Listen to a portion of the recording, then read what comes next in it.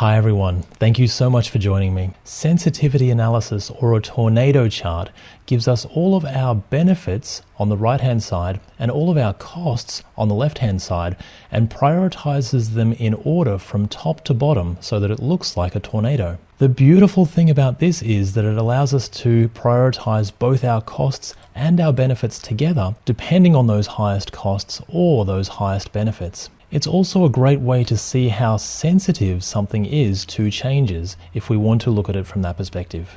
We're going to look at creating a sensitivity analysis or tornado chart in Excel that will allow us to reprioritize the items depending on their cost or their benefit. It's going to be a whole bunch of fun, and I cannot wait to share this with you.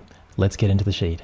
Now, the first thing we're going to do is put the heading for our tornado chart. Let's give it a nice blue, a nice deep blue.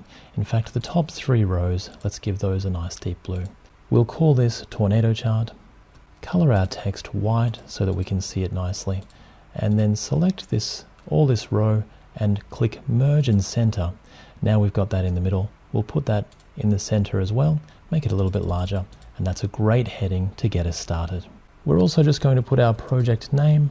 Then we can select our next 3 or 4 rows and merge those together and turn those white so we've got a nice field for us to fill out. In that field, let's put that in the middle just in case, and this can be our great project. Now we're going to start creating our table, and the first thing we want is our options, then our benefits or our costs, so positive or minus benefits or costs, and lastly, our prioritizer column. We're going to use this to prioritize the absolute values, whether they're positive or whether they're negative. Let's put these in the middle. Let's give it a nice light blue, maybe with some white text, a little bit larger. Let's double click on these column up the top, just so that aligns very nicely for us. Now we can create our table. If we select the table area that we want, however large we want to make our table, click on borders. Let's give ourselves a nice thick outside border. And on the inside, let's select all of our inside area. Let's go to borders and more borders. Now let's give ourselves a nice light gray here and a dotted inside border on the inside for us to work with. And a solid line, maybe we'll make that a little bit darker for our vertical line.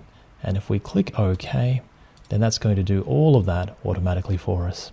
Now we can start filling out options from 1 to however many we like, or we could call these different things. Maybe they are features or benefits, and maybe they are risks that we have to work through as a project team. And what we're looking at here is either plus or minus values. So the first one might be negative because it's a risk or a cost, and then we might have positive values here because they are benefits to our project or our product. But as you can see, with these particular benefits and costs, they're not in any particular order. So this is where our prioritizer column comes into place. We're going to go to our prioritizer column, we're going to go to the formula bar, and we'll say equals, and we want the absolute value, which is ABS. We'll open up our bracket, and the number we want is the one next door, which is our minus 80. If we close that bracket, that's now going to give us the positive value, whether it's negative or positive, and that's going to help us to prioritize these items. If we Control C to copy this and hold Shift and select the rest of our cells, and if we right click and paste the formulas only, then that's going to give us the absolute value for all of the rest of our options. One last thing with this particular table, let's select all of this table because now we've got formulas, and if we add a new row, we want those formulas to continue down. So let's select this entire table again, and we're going to go to Insert a Table. So if we click Insert and Table, it gives us the area that we've selected, and we want to say that we've got headers because we do. So we're going to click OK. As you can see, it's given us some funny formatting here. So we're just going over to Table Design all the way up to the top, and we're going to get rid of that formatting. And you can choose, of course, the colors that you prefer as well. Now, if we right click and insert a new row here, As you can see, it inserts the formula for us automatically, which is exactly what we want. Now we can go and create our tornado chart or sensitivity diagram. What we're going to do is select the benefit and costs columns because we want the positive and negative values. So we're going to select this entire column here, go to Insert and Bar Chart, and we just want our sideways bar chart. As you can see, if we click on that, it gives us a bar chart already with the positive and negative values. So we've got some on the left and some on the right. But we do need to make a few changes to make this look a little bit nicer for us. And the first is with our axis on the left. If we select that axis and right-click Format Axis, we actually want the categories to be in reverse order first of all. So we're going to start there. But the labels, if we select the labels, we want to put that label position low, and that's going to be all the way over on the left hand side. The distance doesn't really matter, but now as you can see, that's a little bit better. With this axis, we're going to right click on this and select Data, because with our series, as you can see, we've just got from 1 to 16, so I could have done that a little bit more easily, but we're going to click on this and go to Edit. The axis label range we actually want from 1 all the way to the end here. So if we click and drag and click OK, and then click OK again, now we've got our options from 1 to 15.